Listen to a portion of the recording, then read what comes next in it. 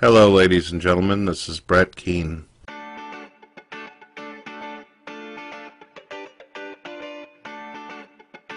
Hello, folks. Brett Keane. Brett Keane. Brett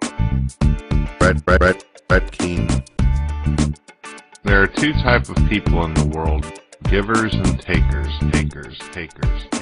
A taker depends and relies on the people who will give and give and give. Takers.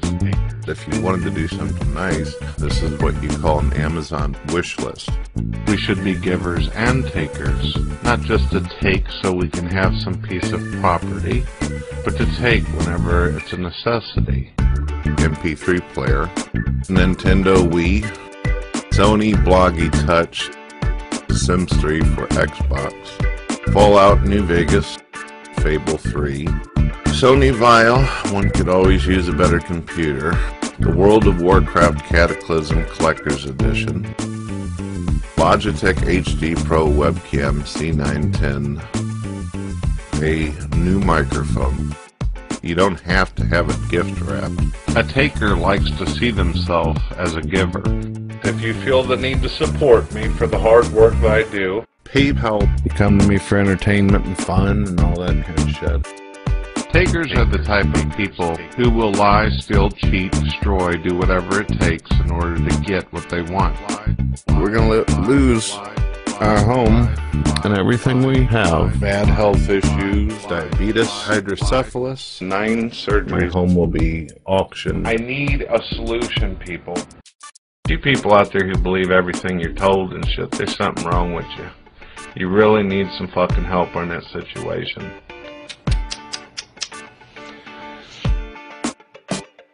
Payments have not been made on the home since October, totaling out to around $2,300. We will be evicted. $2,300. Not just to take so we can have some piece of property, necessity. You wouldn't want people to get you a cell phone that doesn't have good fucking reception. You'd want Bluetooth, right? E-begging. People are just going to take advantage of you, but you can't stop yourself. You just keep doing it anyway. There you go. Jonesr here. Our question for today is, did you know that Brett Keane publishes his own magazine? Oh yeah, he's a magazine publisher. Let me back up a little. Brett Keane recently waved some $20 bills in everyone's face and gloated about having made that money through his internet book sales. Therefore, this would be a good time to remind everyone of the way Brett Keane sells his books. It's called consumer fraud. More specifically, deceptive advertising through false endorsement. Those $20 bills, that's money he stole from people.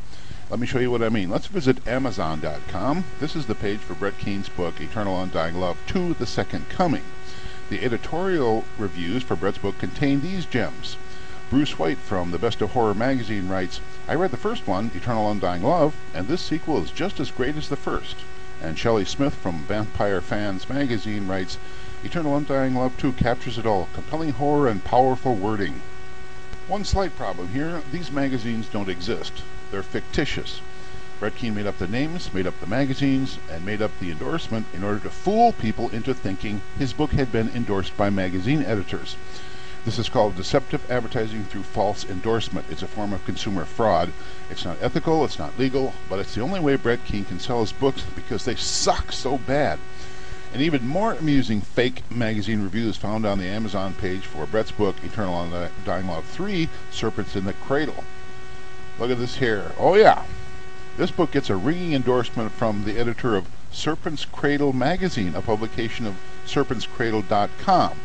Now, we know that serpentscradle.com is a defunct website that Brett set up. I think it was his 7th complete flop in a row at setting up his own website. But I picture Brett sitting at home and staring off into space and thinking to himself, wow, just think of it. My own magazine. I could write all the articles myself. I could speak from the gut. Just say what I thought, and no magazine editor would be telling me to go back to high school and learn English. I'd just say whatever I wanted. Plus, I could put pictures of me in there. The whole magazine could just be about me. Brett Keane's own personal magazine. Man, this is a great idea. Of course, there's no such magazine as Serpent's Cradle magazine. You know that, and I know that, but the average person going to Amazon doesn't know it. It's another fraudulent endorsement. As are the rest of these. Horror.com and Pagans.com are real websites, but they never heard of Brett Keane. And I defy anyone to put detectivelovers.org into their web browser and see where it takes them. I give thanks to a YouTuber with the username Detective Lovers for giving me the tip on these endorsements, and a personal message to Brett Keane, since I know you're watching. It's not that we hate you, Brett. We just don't like being lied to all the time, you fucking asshole. Hello folks, this is Brett Keane. I didn't know if I wanted to make a video about this because this is really, really fucked up. It's just totally fucking out there. Some guy named Contrast is posting records of me all over. The guy's putting records up of my past. And he's trying, I guess it's obviously to try to destroy my character and my reputation as a human being and stuff on YouTube. I don't know what the hell it is, because YouTube is a place where people just make videos and try to have fun and all that shit. So I'm going to have to talk about some personal things and shit that are very upsetting in my life, because there's probably going to be assholes out there, fuckhead atheists out there, who are going to be making videos about this.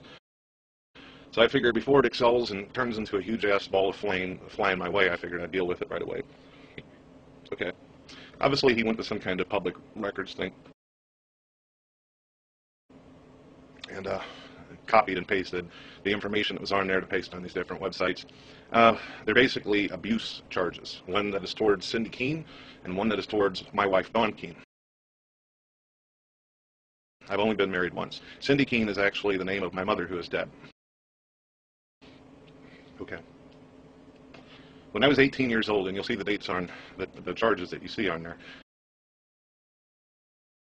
you'll be able to see all this for yourself and be able to put up the numbers and all that. I'm going to go ahead and express this. This is so fucking dumb. When I was 18 years old, my mother, as you all know, was sick.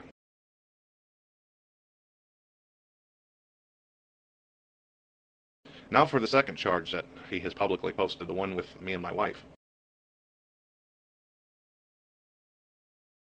As you all know in my videos, I told you guys that my daughter is disabled.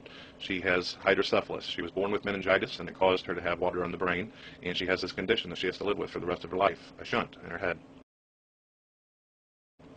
My wife and I had to spend over a year in a children's hospital, Cardinal Glennon St. Louis Children's Hospital. And I don't know if any of you have ever seen a sick child before or been in that kind of situation, but it's very stressful. It's very painful to go through that situation. So my wife and I thought that our daughter was going to die. And my wife and I, we started breaking down basically and becoming depressed because of the situation. It was hurting our marriage. We weren't able to spend time with our son because we were constantly dealing with our daughter in hospital. So we separated. We separated because she couldn't look at me anymore. When she looked at my daughter, she said that she seen me and she just couldn't be around me. Everybody was blaming everybody for the reason why my daughter got sick at that point, and it caused a lot of problems. I continued to aggravate my wife, basically annoy her, and keep saying I love her. And I kept trying to get her to come back to me, and I said, I kept telling her, our daughter is going to be okay. But she wouldn't listen. She was so depressed, and so was I, because we thought she was going to die.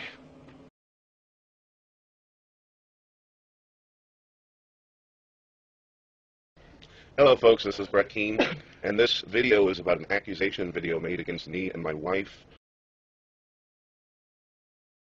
Well, what happened is that some people, some family members that don't normally hang out with us and all that, her stepmother, and she's got a father, don't normally visit with us, don't normally hang out with us, but because of the situation and the danger of the situation of our daughter and the possibility that we could lose her, the stepmother of Dawn started showing up at the hospital, and she's a nurse. Works in a completely different area, not this children's hospital called Cardinal Glennon.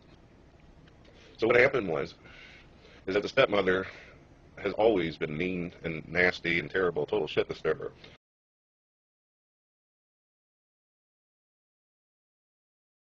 Now, this woman started getting involved in Dawn's life again.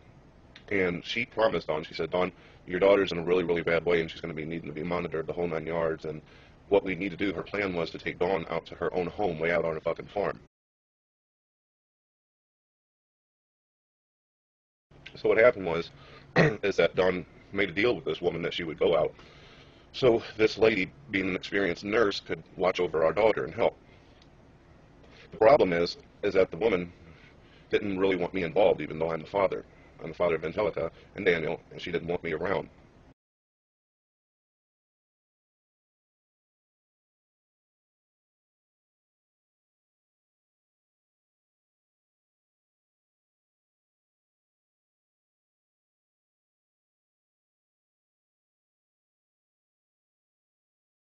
So what she did was, she asked for Dawn to call me and tell me not to come around.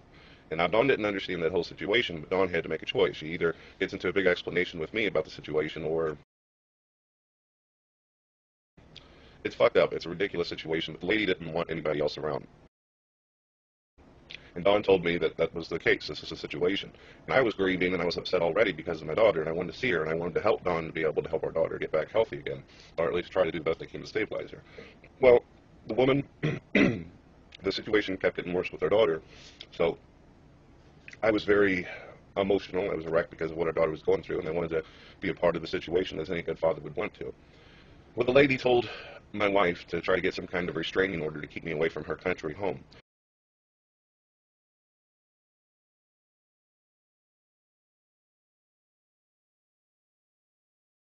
And my wife did not want to do that. She didn't want to get into all that situation.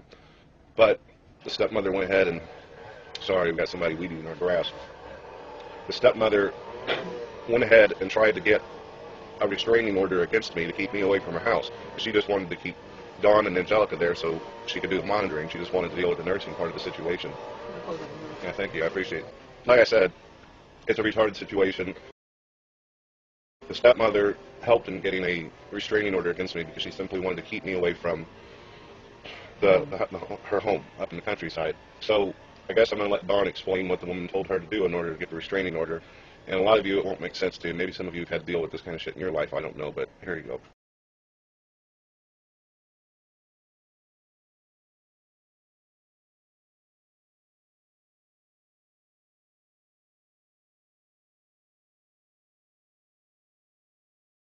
Basically, she said, I can't get, she said this to me, she said, I can't get a restraining order, I don't want to be in my house. She just said, you have to speak up so they can hear she you. just, she likes what she wants to like, she's the kind that likes to stick her nose in sometimes where it doesn't belong, and is very opinionated. So, she said, I can't get a restraining order, but you can. I said, well, I never really want to get a restraining order. And through this time, I got in contact with Brett, and she says, well, this is what you have to say. And basically, it was, she said, you have to say that he beat you, he hit you, he does this, he does that. And then she said, and then we got to throw in that we don't want him near the house within so many yards or whatever. And so in order for her to help me, that's what I had to do. And mind you, when I was at the hospital and monitoring our daughter, I had a whole bunch of nurses, you know, because they work on shifts at the hospital helping me. At home, here at our house, you know, I wouldn't have had that. It was just Brett and I, and like I said, we have a son too. And so it would have been real difficult. That and keeping up, you know, house cleaning and, you know, grocery shopping and school and whatever. So when I went to her place, when I went to their place, basically my only duties were to help keep watching her daughter, and whenever I was relieved, she watched over her.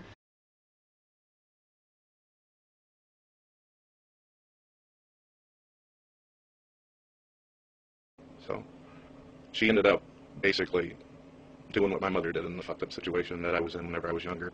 She told her stepmother and father that she didn't want to have nothing to do with me anymore, because the doctors told us that they don't know if our daughter's going to make it. So she, in order to keep me away from trying to get her back and save the marriage, she filed out a restraining order without thinking. That's pretty much what happened. Yeah. So that's the ordeal. There wasn't all this bullshit that this guy is trying to put out in his videos. So, you know, you can believe whatever the hell you want.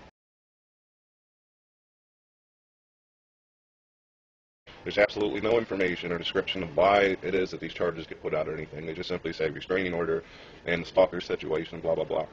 But that's it.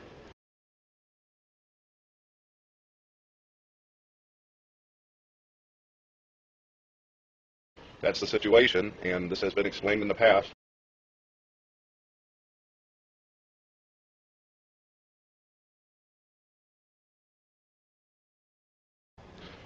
So, that's the deal. If you guys want to drag my children and my wife and myself through the mud, this video is about an accusation video made against me and my wife, against me and my wife, against me and my wife. What a difference a day made. 24 little hours. Hi people. Well, it just so happens that my second video is in response to another video that was removed in less than a day. This video was made by Brett Keane and mirrored by Coughlin666 before he had his online meltdown. It seems that both Brett and Coughlin took the video down because the amazing atheist took exception to some of the lies Brett was propagating about him. Brett was suspended a couple of years ago, and I've been following him for a while. I watched him before he was banned, I was there when the shit went down, and I've kept a bit of an eye on him since. Well, he's now back on YouTube as the Stallion76. Pretty ridiculous channel name, but so far he's stuck around. Who knows, maybe he'll last this time. Anyway, every once in a while, Brett tries to rewrite his internet history. He gives his own account of why he was suspended in the first place, and he never really tells it the same way twice.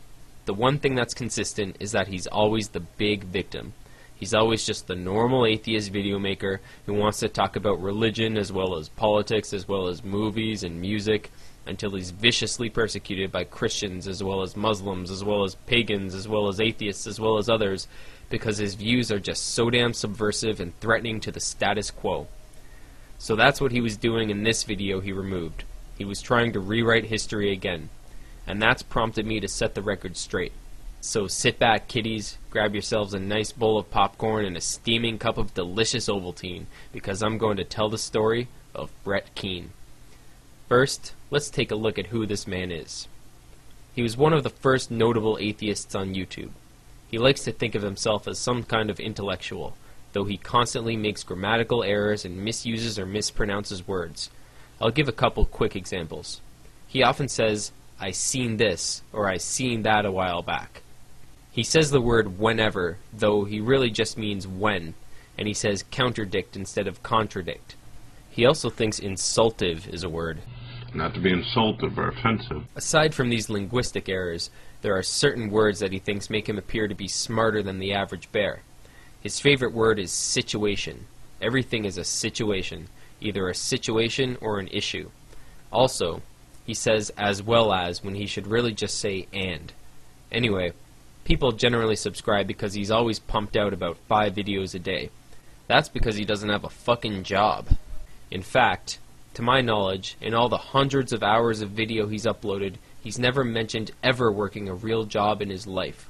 He's a notorious e-beggar, and is known for telling sob stories while asking for donations. He also loved to announce that he was done making videos forever, only to change his mind the next morning. I don't think I'll be uploading any videos anymore. I'm giving up on the videos. This ain't like the other times over on YouTube where I got a little annoyed or aggravated and I went away for a few days.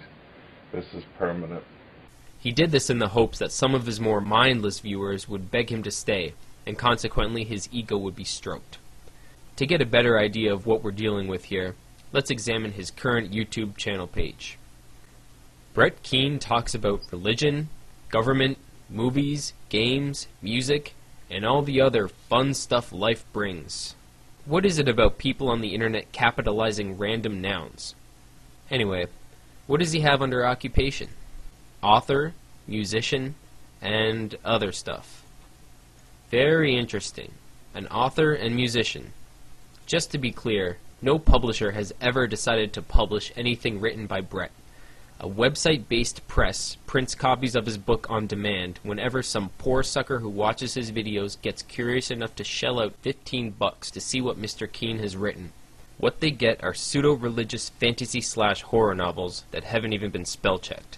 The amazing atheist and Cody Weber decided to follow in Brett's footsteps and use the same company to publish their drivel as well. As far as musician goes, judge for yourself, I guess. Sorry God, I watch TV, I see the news.